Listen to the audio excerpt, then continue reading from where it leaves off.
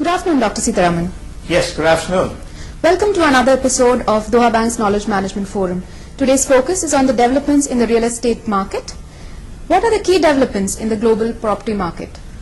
Well, UK mortgage, US mortgage, Chinese market, these are the countries who have got a huge, or Hong Kong. Let's look at one by one. As far as UK mortgage is concerned, housing price growth increased. If you look at the last 5-6 years, it has a tremendous growth since 2007 as the property market continued to accelerate at the start of the year. Property demand has been fueled by the government incentive programs, and the government is helping mortgage support, faster unemployment growth, rising property values, and falling consumer debt is giving confidence the years to take plunge in home ownership. Private homes by Singapore developers fell 72.1% in January 2004 compared to the earlier years. When it comes to Hong Kong, the number of property transactions, residential or commercial or industrials, again dropped 30%. And China, sales have shown sharp decline in January 2014 as well. So it's very mixed in real terms. Globally, if you look at it, US is recovering, UK is recovering, whereas Hong Kong or China or Singapore, they're all downward. Could we have your insights on the Saudi property market? Saudi property market has taken an extraordinary boom in the last 2-3 years, but 2014 there's a likely drop of 20%. It's supportive to possible price decline on property, including accessibility of funds. Even though the mortgage law has been imposed, there are vacant lands and policies of the Ministry of Housing to develop new housing plans, provision of lands, all needs to be sorted out. The price fall will clearly felt in the major cities and smaller towns when finished housing projects, because we have supply now, needs to be occupancy in real substance. What are the key trends you see in the UAE property market? Well, it's booming. To start with, Dubai, new entrants and international companies are also moving towards sub-markets, such as Dubai Investment Park, Dubai Industrial City. The residential property price in Dubai witnessed solid growth, especially the housing market in January, which posted a good 26% growth. Abu Dhabi scenario, the apartment sale price surged over 20%. Year-on-year basis, the villa sales price to register a solid 18% growth. Momentum remains the industrial property market with steady growth and growth throughout the UAE. Again, if you look at the bigger picture, UAE market as a whole is in the right direction, moving at. Could you tell us about the features of the Oman property market?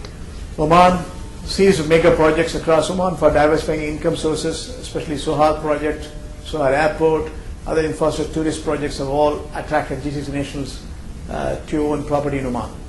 The volume of real estate transaction in 2013 is 2 billion riyals, 34% increase from 2012. The Ministry of Housing is going to issue a real estate index to monitor the undue hike by unlicensed real estate brokers. Residential demand is also being driven by workers in the construction sector as the government invests in upgrading Muscat International Airport and transport infrastructure projects and improvements. Law firms or banks, they're also working very hard to make sure the mortgage provision is done and they make money out of it.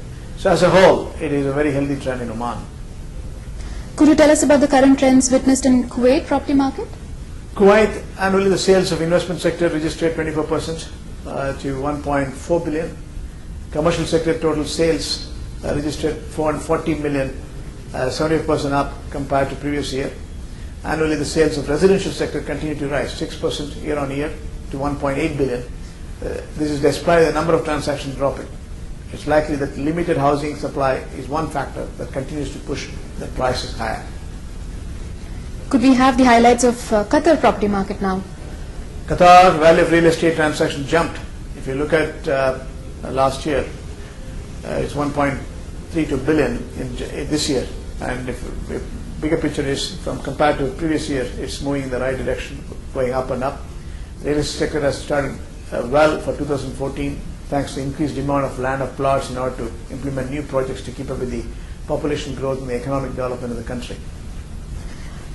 Could you tell us about the lending trends witnessed here in real estate in Qatar? Lending 2010 was 26% up, 11 was 49.3% up, and 12 was 14%.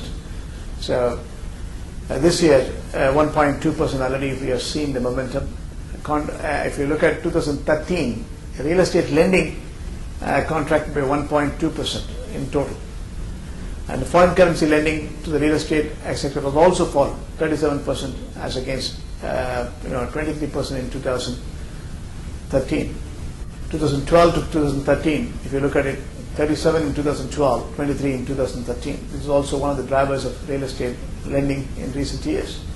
The bigger picture is S&P reports in 2013 noted that it expects Qatar real estate market to recover from its sharp decline, although commercial sector still remains more vulnerable than the housing segment. Qatari banks need to be very selective in terms of real estate. Thank you for your insights, Dr. Sitaraman. My pleasure.